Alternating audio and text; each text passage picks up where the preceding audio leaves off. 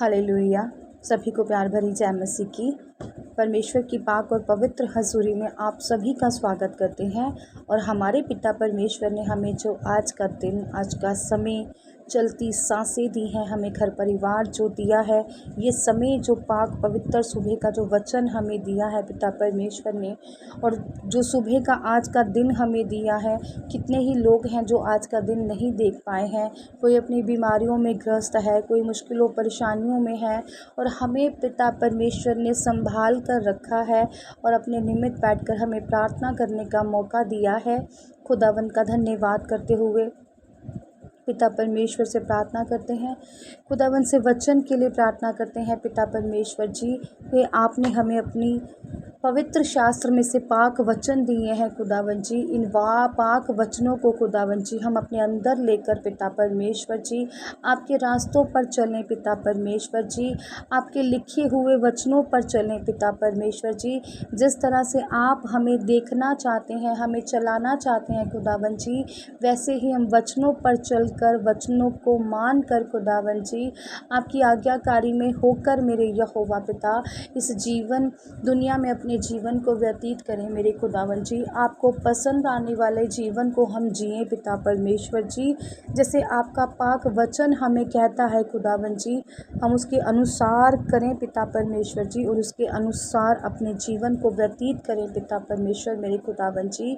आज के दिन पिता परमेश्वर जी अपनी गलतियों गुनाहों के साथ माफ़ी मांगते हुए पिता परमेश्वर जी आपसे अनुग्रह विनती करते हैं पिता परमेश्वर जी कि आपका अनुग्रह हम पर हो मेरे महान परमेश्वर जी। और हम जो भी वचन पढ़ें सुने खुदावंद जी, वो वचन हमारे हृदय में वास करे पिता परमेश्वर जी। हमारी बुद्ध को खोले खुदावंद जी, हमारे ज्ञान को बढ़ाए मेरे परमेश्वर, और हमारे रास्तों को आपके मार्ग पर चलने के लिए आसान करे मेरे यहोवा पिता मेरे जीवते परमेश्वर।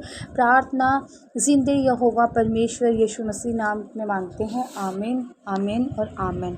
हालेलुया। आज मैं आपके लेकर आई हूँ मरकुस 15 की 27 से 32 नंबर आयत तक, जिसका टॉपिक मैंने आपको कल आधा बताया था कि यीशु का क्रूस पर चढ़ाया जाना, कि परमेश्वर को क्रूस पर चढ़ाने का जो दिन था वो नज़दीक आ गया था, और कैसे परमेश्वर को किसने, कि मैंने आपको कल बताया था कि कैसे जो जो जानकर भी परमेश्वर का इकरार पूरी तरह से नहीं कर पाते हैं, तो ऐसा एक दिन आएगा जब वो खुलकर परमेश्वर का इकरार करेंगे, जैसे उस मनुष्य ने किया था। और कैसे परमेश्वर को क्रूस पर चढ़ाया गया, उन पर कैसे आरोप लगाए गए, उन्हें कैसे शर्मिंदगी का सामना करना पड़ा। आगे लिखा है, पढ़ते हैं। उन्होंने उसके साथ 2 डाकू, एक उसकी दाहिनी ओर और एक उसकी बाहिनी ओर क्रूस पर चढ़ाए। हालेलुया। अब यीशु मसीह को तो चढ़ाया ही चढ़ाया। अब देखिए, प्रभु यीशु मसीह को और निंदित शर्मिंदा करने के लिए, या अगर हम कहें कि उन पर और अत्याचार करने के लिए, या उन्हें और दुख पहुंचाने के लिए कह लो, या तकलीफ़ देने के लिए कह लो, या शर्मिंदगी देने के लिए कह लो, या कुछ भी बेइज्जत करने के लिए कह लो, उन्होंने 2 डाकू साथ में ठहराए। अब डाकू किसका प्रतीक होते हैं? आप सभी जानते हैं कि डाकू कौन होते हैं, और वो नहीं देखते हैं कि सही इंसान है या गलत है। जब वो डाका मारने लगते हैं किसी के घरों में, तो वो नहीं जानते हैं कि किसने किस तरह से वो धन इकट्ठा किया होगा, या उसकी कितनी किसी को ज़रूरत होगी, या उसको किसने कितने इस्तेमाल के लिए उसको रखा होगा। ना वो गरीब देखते हैं, ना वो अमीर देखते हैं, ना वो लाचार देखते हैं, बस डाका मारना शुरू कर देते हैं। और डाकुओं को, जो डाकू लोग थे, उनको परमेश्वर के दाहिनी और बाहिनी ओर लटकाया गया। क्या साबित करने के लिए? क्या परमेश्वर भी एक डाकू थे? हालेलुया। सबसे बड़ी अनादर उन्होंने यहाँ पर परमेश्वर का किया था। फिर भी परमेश्वर ने उन्हें क्या किया कि हे खुदा मेरे पिता, ये इनको माफ़ कर, क्योंकि ये नहीं जानते कि ये क्या कर रहे हैं। इससे परमेश्वर हमें किसका बता रहे थे, दीन होने का, नर्म होने का वचन यहाँ पर पूरा हो रहा था। या कहें कि वो प्रचार जो परमेश्वर ने अपने फलों में लिखा था कि दीन नर्म रहो, वो यहाँ पर बात सही साबित हो रही थी। हालेलुया। लिखा है, तब पवित्र शास्त्र का वह वचन कि वह अपराधियों के संग गिना गया पूरा हुआ। क्योंकि वचन में लिखा है कि परमेश्वर किसके साथ गिने जाएंगे? अपराधियों के साथ। और ये वचन पवित्र शास्त्र का यहाँ पर पूरा भी हुआ। जैसे और वचन पूरे होते चले जा रहे थे, उनमें से जो एक ये पाक वचन था वो भी पूरा हुआ कि यीशु मसीह मारे गए, दफनाए गए, गाड़े गए, बेइज्जत होते रहे, हमारे लिए पाक पवित्र लहू बहाते चले गए, थप्पड़ खाते चले गए, उन पर थूका गया, उन्हें पता नहीं क्या क्या बोला गया। और उसके बाद ये वचन कि वो अपराधियों के संग गिना गया, ये भी पूरा आज हो गया। क्योंकि डाकू जो होते हैं वो अपराधियों के ही प्रतीक होते हैं। वो चोरी चकारी डाका मारने के लिए किसी की जान तक भी ले लेते हैं, चाहे वो निर्दोष हो, चाहे वो कैसा भी हो। और परमेश्वर की गिनती किस में की गई? इसमें। और क्या वचन क्या हुआ? पूरा हुआ। क्योंकि वचन परमेश्वर ने कहा है अपने पाक पवित्र वचनों में कि धरती आकाश टल जाएंगे पर मेरे वचन नहीं टलेंगे। और अगर ये वचन नहीं टले हैं तो आपकी बरकत का वचन भी कभी नहीं टलेगा, आपकी आशीषों का वचन भी कभी नहीं टलेगा। परमेश्वर ने कहा है कि मैं तेरे संग हूँ, तू जहाँ जाएगा मैं तेरी रक्षा करूँगा। ये वचन भी कभी नहीं टलेंगे। बस आपको परमेश्वर के मार्ग पर चलने की ज़रूरत है और सही रीति से, सही तरीके से चलने की ज़रूरत है। हालेलुया। अपनी ही व्यवस्था नहीं बनानी कि जिसको ठीक लगे कि राखी बांध लो तो बांध लेनी है, नहीं बांधनी है तो नहीं बांधनी है। हमने किसी का मन रखने के लिए किया है ऐसा।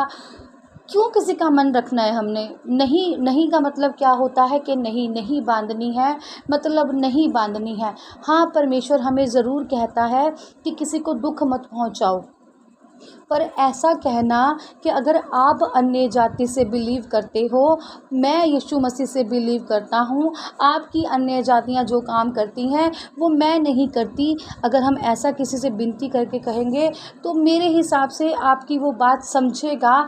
ऐसा नहीं है वो नहीं समझेगा, आपकी मंशा सही है, बस ये है कि उसे हर्ट नहीं होना चाहिए। अगर वो आपकी बात को मान लेता है तो जहाँ तक संभव हो सके, जहाँ तक परमेश्वर का वचन कहता है कि आप परमेश्वर के नियमों पे चल सकें, चलो। हालेलुया। आगे लिखा है, और मार्ग में जाने वाले सिर हिलाकर और यह कह कर उसकी निंदा करते थे, वह मंदिर के ढाने वाले और 3 दिन में बनाने वाले। अब और भी लोग जो साथ में थे, जो वहाँ पर खड़े थे या चल फिर रहे थे या परमेश्वर का उस जो होते हुए जो काम था वो देख रहे थे, तो वो भी परमेश्वर पर ठट्ठा कर रहे थे कि वाह वाह इस इंसान का, वाह इसका, इस मनुष्य का जो मंदिर को ढाने वाला था और 3 दिन में बनाने वाला था। क्योंकि एक ने कोई बात कही और लोगों ने क्या बना दिया, उसको चुगली कर कर के अफवाह। और अफवाह क्या होती है? वो फैलती ही चली जाती है, वो फैलती ही चली जाती है। चाहे यहाँ पर किसी ने झूठ ही बोला हो, ये सच्चाई नहीं थी, पर वो अफवाह की तरह जब फैली तो सब लोगों पर वो अफवाह बनकर ही बसी रही और सब उसी पर परमेश्वर को ठट्ठा भी करने लगे। हालेलुया। और कहने लगे कि क्रूस पर से उतरकर अपने आप को बचा ले। इसी रीति से प्रधान याजक भी शास्त्रियों समेत आपस में ठट्ठे से कहते थे, इसने औरों को बचाया पर अपने आप को नहीं बचा सकता। अब ठट्ठा करने वालों की कमी थोड़ी होती है, इल्ज़ाम लगाना, ठट्ठा करना, हंसी मखौली करना या किसी को सही को भी गलत कहते चले जाना। और ऐसा होता है, आज आप कितने भी सही हो ना, अगर आप सही रीति से चल रहे हैं तो दुनिया आपको चलने भी नहीं देती, ये भी सच्चाई है। सबके साथ होता है ऐसा। मैं मानती हूँ कि दुनिया सही राह पर, मसीही के सही रास्ते पर चल रही होती है, पर कई खुद की जो मसीहियत भाई बहनें होती हैं वही उनको ठीक से चलने नहीं देती, क्योंकि उन्होंने अपनी ही सदूकी फरीसियों की तरह व्यवस्था बनाई होती है। हालेलुया। और यहाँ पर वो और भी जो लोग थे वो यही कहने लगे, जो शास्त्री फरीसी थे, कि इन्होंने बाकी तो सबको बचा लिया, अंधों को आंखें दे दी, कोढ़ी शुद्ध कर दिए, लंगड़े चला दिए, अधरंगी मंजी से चुकाकर भर भेज दिए, पर ये अपने आप को आज क्यों नहीं बचा रहा? अगर ये परमेश्वर का पुत्र है या खुद परमेश्वर है तो ये अपने आप को क्यों नहीं बचा सकता? वो परमेश्वर पर क्या करने लगे? ठट्ठा करने लगे। हालेलुया। इज़राइल का राजा मसीह अब क्रूस पर से उतर आए कि हम देखकर विश्वास करें, और जो उसके साथ क्रूस पर चढ़ाए गए थे वह भी उसकी निंदा करने लगे। कह रहे थे अगर ये परमेश्वर हैं तो उतर आए नीचे, बचा ले अपने आप को, तोड़ दे क्रूस की रस्सियाँ, छोड़ दे सारे बंधन और बचा ले अपने आप को। ये सब ठट्ठा करते हुए परमेश्वर का मजाक बना रहे थे कि परमेश्वर अब क्यों नहीं बचा रहा अपने आप को, वो क्यों उतर कर नीचे नहीं आ रहा, वो आए और अपने आप को बचा ले। और उसके साथ जो 2 डाकू थे वो भी यही कह रहे थे कि अगर तू परमेश्वर का पुत्र है तो हमें भी बचा और खुद भी नीचे उतर आ। सभी ये कहते ना कि तू कैसा परमेश्वर है कि तू हमें नहीं बचा पा रहा। तो यही, और जो तो दुनिया कर रही थी, जो साथ में डाकू थे उन्होंने भी ऐसा ही किया, और उन्होंने भी यही बातें प्रभु यीशु मसीह को बोली कि अगर तू सचमुच खुदा है, तू परमेश्वर का पुत्र है, तो हमें भी बचा ले, ताकि हम भी क्या करें? विश्वास करें। और ये सब बातें कहकर वो परमेश्वर को निंदित करने लगे, परमेश्वर को झूठा साबित करने लगे, परमेश्वर को तकलीफ़ देने लगे, परमेश्वर पर गलत आरोप लगाने लगे। और आज की दुनिया में भी ऐसा होता है। सच्चे मसीही जो खरी चाल चलते हैं, कई अपने ही भाई बहन होते हैं जो उन्हें खरी चाल चलने नहीं देते। आपके इर्द गिर्द भी ऐसा होता होगा कि आप बिल्कुल सही तरीके से चल रहे होंगे, पर कोई बहन या कोई भाई या कोई पड़ोसी आकर कह देगा, वो आपका मसीही भाई बहन क्यों ना हो, तूने ये क्यों नहीं किया, ये नहीं करना चाहिए था, ये बाइबल में नहीं लिखा है, ये तूने क्यों किया? चाहे आपने वो सही ही किया हो, सही मंशा से ही किया हो, पर कहते हैं ना, जो हमसे ज़्यादा, मान लो अगर आप ही हैं या मैं ही हूँ या मुझसे ज़्यादा कोई बॉर्न क्रिश्चियन है, मैं अभी हुए हैं 6-7 साल हुए हैं मैं मसीही में आई हूँ, या आप मसीही में 6-7 साल से हों, और किसी ने जन्म ही मसीही घर में लिया हो, और वो पता है क्या कहता है, हम तो जन्म ही मसीही हैं, हमें ज़्यादा पता है। ऐसा नहीं होता, ऐसा होता है किसी का मन रखने के लिए वो खुद कोई काम कर ले तो वो सही है, और वही काम किसी और ने कर लिया हो तो वो गलत है। हमें भी आज जो सच्चा मसीही होगा उस पर भी दुनिया ताने कसती है, उस पर भी ठट्ठा करती है, उसका भी मजाक बनाती है। तो सोचो कि आप धन्य हो जो आप यीशु मसीह से कंपेयर करे जा रहे हो, क्योंकि हम लोग तो उस लायक ही नहीं है। तो इसको क्या मानो? शान की बात मानो, क्योंकि परमेश्वर ने कहा है कि जो मेरे नाम में निंदा करे सहेगा, या जो मेरे लिए अपनी जान देगा उसकी जान बचाई जाएगी।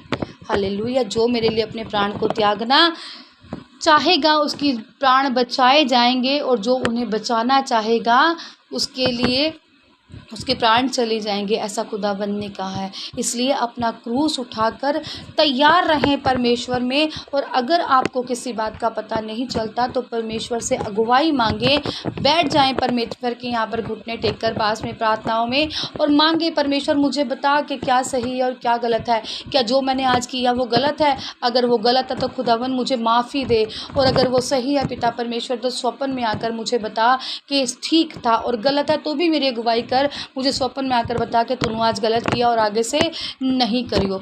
कितने जन हैं आप में से, अच्छा मैं आपसे क्वेश्चन करती हूँ, कितने जन हैं जो आपसे रोज़ ये कहकर सोचते हैं परमेश्वर कि मुझे मेरी कमियां बता, मुझे मेरी गलतियां बता? सच मानो, जो ये बात परमेश्वर से कहता है ना, वही सच्चा मसीही है, वही सच्चा परमेश्वर को मानने वाला है, जो दीन होता है, जो नर्म होता है, जो कहता है मुझे फ़र्क नहीं पड़ता मैं आगे बैठूं या पीछे बैठूं, या चर्च में मुझे गीत गाने को मिले या ना गीत गाने को मिले, या मेरी प्रेज़ हो रही है या किसी और की हो रही है। जो इन बातों से दूर रहता है वही सच्चा मसीही है। हालेलुया। परमेश्वर आज के वचन पर आपको आशीषित करे, ब्लेस करे, खुदावंद आपकी अगुवाई करे, मदद करें, आपको आशीषों बरकतों से भरें। पिता परमेश्वर जी आपके घरों के दरवाज़ों पर खटखटाएं आकर और अपने राज्य में लेकर जाने के लिए आपको तैयार करें। आप खुदावंद के स्वर्ग राज्य में पहुँचें, आप आशीषों बरकतों से ब्लेस्ड हो जाएं, आपके घर ब्लेस्ड हो जाएं, आपके पति, आपके बच्चे ब्लेस्ड हो जाएं, पढ़ने वाले बच्चे ब्लेस्ड हो जाएं, उनके माइंड ब्लेस्ड हो जाएं, सब हील हो जाएं यीशु मसीह के नाम में। बीमार आज चारपाई से उठ जाएं। सभी पर आशीषों बरकतों को यीशु नासरी के नाम में मांगते हैं। आज सभी की प्रार्थनाएं सुनी जाएं जिंदा खुदा यीशु नासरी के नाम में। आमीन, आमीन और आमीन। सभी को प्यार भरी जय मसीह की। आज की इस प्रार्थना सभा को सुनना आप सभी के लिए आशीष और बरकत का कारण बने। अगर आप भी सिस्टर मनप्रीत के साथ अपने परिवार की समस्याओं से संबंधित किसी भी प्रकार की बात करना या प्रार्थना करवाना चाहते हो तो इस नंबर 6280896731 पर कॉल करके या व्हाट्सएप पर मैसेज करके अपनी प्रेयर रिक्वेस्ट को लिखवा सकते हैं। प्रेयर लाइन पर कॉल करने का समय सुबह 8 बजे से शाम 8 बजे तक का है। कृपया करके सुबह 8 बजे से पहले और शाम 8 बजे के बाद कॉल ना करें। धन्यवाद। सभी को प्यार भरी जय मसीह की।